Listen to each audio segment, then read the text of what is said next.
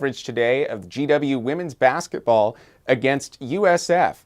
I'm Alex Snyder. Normally you'll see me on shows here with GW TV like Crossfire and G Week, but I'm thrilled to be a part of the Unstoppable team today leading into this game.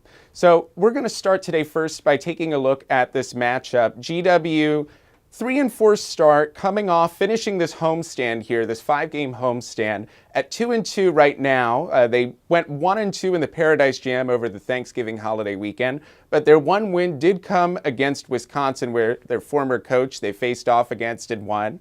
And Coach Rosati is going to have a bit of a challenge today going against USF. This is GW's first time facing the number 17 team in the nation since the 2014 NCAA tournament, where they lost in the quarterfinals. We're going to take you live now into the Smith Center, where our Matt Kerwin is down on the sideline taking a look at the players on GW. And Matt, we're going to look first here and say, what kind of strategy does GW need to put out there in order to stay competitive in this game against this ranked opponent?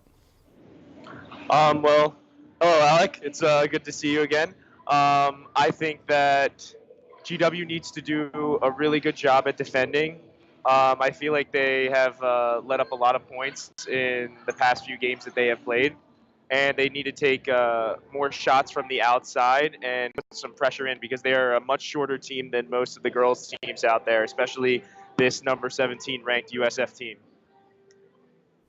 So Matt, speaking on that, I noticed we were talking before we fed into this that GW's tallest player, Kelly Prangy, is not on the sideline. So that height challenge is going to be even more difficult for GW to remain competitive on defense. What kinds of things is GW going to need to do to box out players and get some more boards in this game?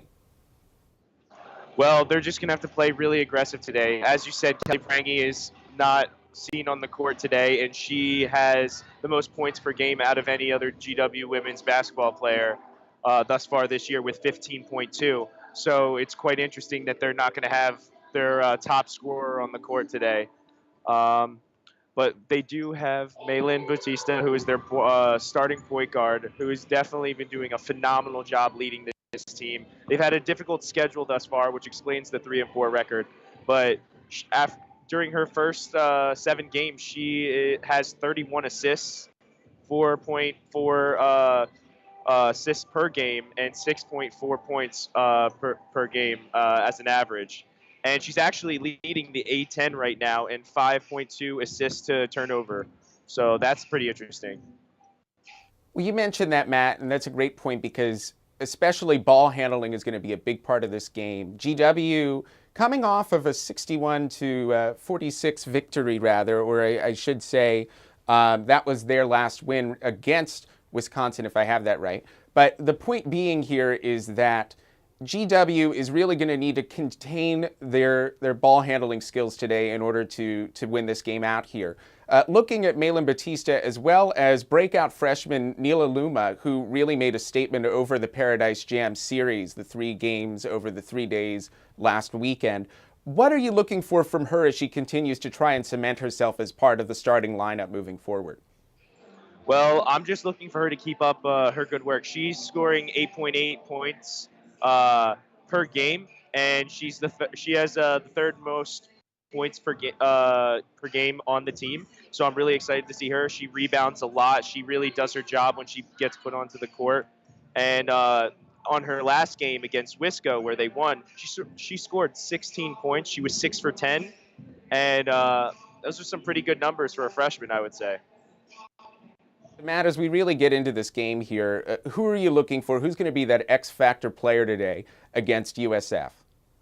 I think I got a couple X-factor players against USF today. I think that Kelsey Mahoney and Brianna Cummings are going to be the 2 X-factors, in my opinion.